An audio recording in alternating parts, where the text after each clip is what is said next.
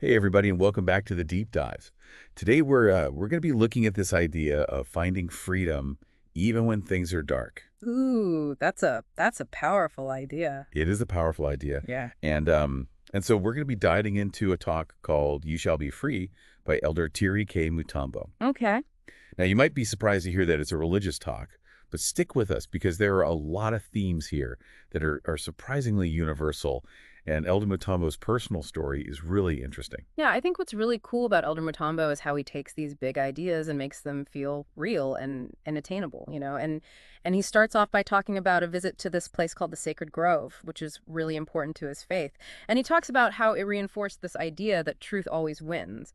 But to understand, where this belief really comes from, we need to go back to his childhood. That's a great point. So tell me about his childhood. What was it like? He grew up in Africa and he describes his home as being full of darkness. Like literally there were 8 people crammed into a small house. What? They didn't even eat together as a family, and the nights were short because there was just constant disharmony. Wow. So you can really get a picture of like literal darkness, but also metaphorical Yeah, darkness. I can imagine that. It would be hard to like feel safe and comfortable, growing up in that kind of environment. Right. Do you think that experience is something that other people can relate to even if their circumstances are different? Oh, absolutely. Like that feeling of being lost or of searching for something more, even if, things look fine from the outside. I think that's something we all experience at some point. Yeah, for sure. So okay, so we've got this picture of darkness both physically and metaphorically, right? Then Elder Matambo's family joins the church and things start to change. What happens? Yeah, so he talks about these seemingly simple things that started to happen in his family. They started praying together, they started studying scriptures, and they started having these regular family home So evenings. these are pretty specific practices within his new faith, right? Yeah, they are. But what's really fascinating is that these small actions actually had a huge impact. Like Oh. he describes it as like a light switch was flipped on in their home. Oh, wow. And that's something I think anyone can relate to. Like small consistent actions can completely change the whole atmosphere, especially when you do them together. Think about a time in your own life when a small change you made had this big ripple effect. Maybe it was starting to exercise or learning a new skill. Like those little things can make a big difference. Yeah, that's so true. It's like not always the big things, it's the little things that you do consistently. Exactly. And what's really interesting is that Elder Mutombo, he doesn't just talk about the what of these changes, but he also talks about the why. He talks about how his father was always emphasizing prayer. His father would say, as long as you are in this house, you will pray, pray, pray. Wow. And he admits that at the time it felt like too much. Yeah, I bet a lot of people can relate to that feeling of being told to do something, but not really understanding why. Right, but here's where the power of why comes in. Because as he got older, he started to understand like the deeper purpose behind why his dad was so insistent on prayer. It wasn't just about going through the motions. It was about connecting with something bigger than himself, you know, cultivating gratitude, finding strength during hard times. And by understanding the why, he was able to internalize the value of prayer and make it his own. Mm. It went from just being something he was told to do to something he chose to do. Wow, that's a really powerful point. Like understanding the why behind something can make all the difference in the world. It really can. It gives you motivation, it helps you apply what you learn, and it makes the knowledge stick, and it turns actions into something that you choose to do, not something you're just told to do. Yeah. Yeah, that's so true.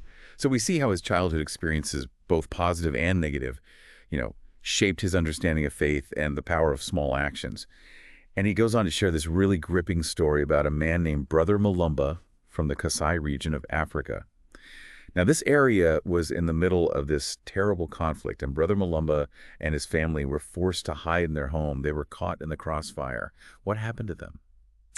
So one day, these militia members, they burst into their home and they give Brother Malumba this terrifying ultimatum. They tell him he has to renounce his faith or he'll be executed. Oh my gosh, can you imagine that? It's just that weight of that choice, right? The fear, the pressure. Have your life and the lives of your family just hanging in the balance like that? It's just unimaginable. Yeah. What'd he do? He stood firm in his beliefs. He told them that he and his family had chosen to follow Jesus Christ and that they were willing to die for their faith. Oh, I They were love it. prepared to face that ultimate darkness. That's incredibly courageous. Yeah. It's really a testament to The strength that you can find when you hold on to your convictions, even when you're facing danger. Right. And this story is a beautiful illustration of how light can shine even in the darkest places. Absolutely. So the militia, instead of harming them, they threatened to leave their bodies to be eaten by dogs. Oh, They said they'd return, but they never did. wow. Brother Malumba and his family, they remained hidden for 2 months, and ultimately they survived the conflict. It's just incredible. That's such an amazing story of resilience and faith. It really makes you think, like, what would you be willing to stand up for even when it's hard? Yeah. You know, what are those values that you hold so dear that you would be willing to risk everything for? That's a profound question, and it really connects back to this message of freedom. Yeah. Like, true freedom isn't about just the absence of challenges. It's about the strength to stay true to what you believe in, even when you're under pressure. Yeah. And that inner freedom, that unshakable belief that allows us to find light in dark times. So we're seeing how Elder Mutombo's story of finding light and then Brother Malumba's experience of courage and resilience, it all ties back to this idea of freedom. Right. And Elder Mutombo, he takes it a step further by asking this question. What does it actually mean to be free? Mm. And he doesn't give a simple answer. He really leaves it open for interpretation. I love that. It really invites us to think about what freedom means in our own lives. What resonated with you about this idea of freedom? Well, for me, it's about recognizing that freedom has these two sides to it. Okay. It's about freedom from the things that hold us back, fear, ignorance, limiting beliefs.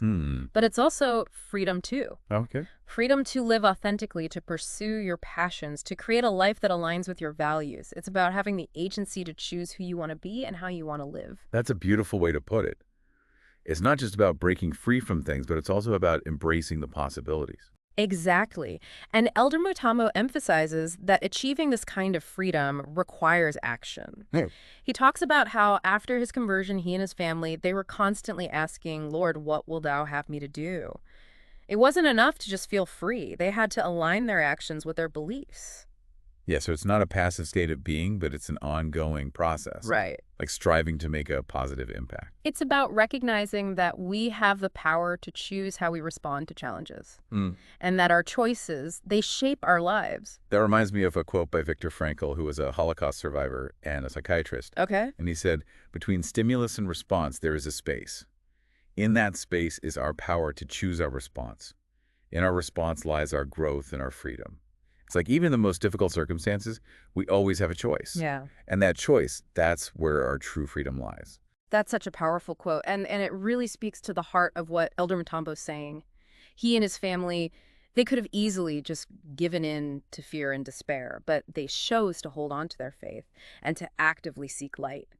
And their story shows us that true freedom isn't about escaping our challenges. It's about facing them head on, armed with our values and the courage to act. Exactly. And this deep dive, it reminds us that even though the world can feel really dark, sometimes there's always hope. Yeah. There's always light. We have the power to choose that light, both for ourselves and for others. It's an inspiring message. So as we start wrapping up this exploration of You Shall Be Free, what's the most important thing you want our listeners to remember? I think the most crucial takeaway is that freedom isn't a destination. It's a journey. It's a continuous process of choosing light over darkness, truth over deception, action over complacency. And it's a journey that's available to everyone, no matter their circumstances. Yeah, that's a good way to put it. Freedom's a journey, not a destination.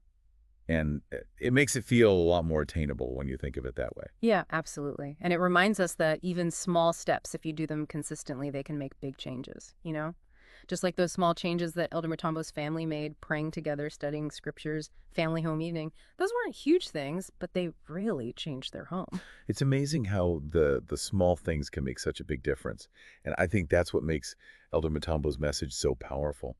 He's not just talking about these big ideas. He's showing how they actually work in real life. Exactly. He gives us kind of a roadmap, a way to take these ideas of truth and freedom and apply them to our own lives. Yeah, and he keeps coming back to this idea of understanding the why.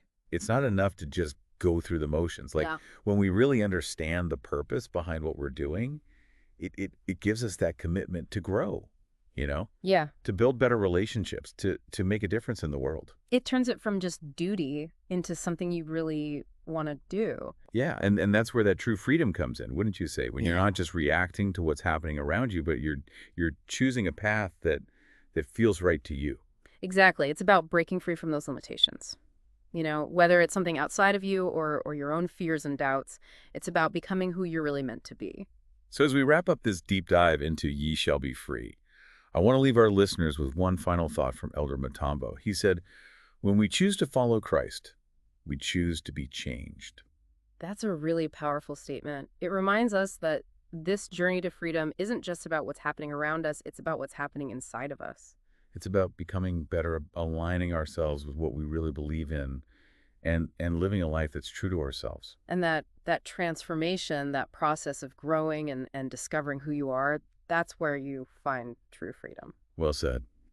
Thank you for joining us on this deep dive into Ye Shall Be Free. We hope you found it helpful and inspiring.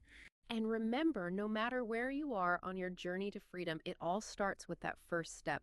Take that step and keep moving towards the light.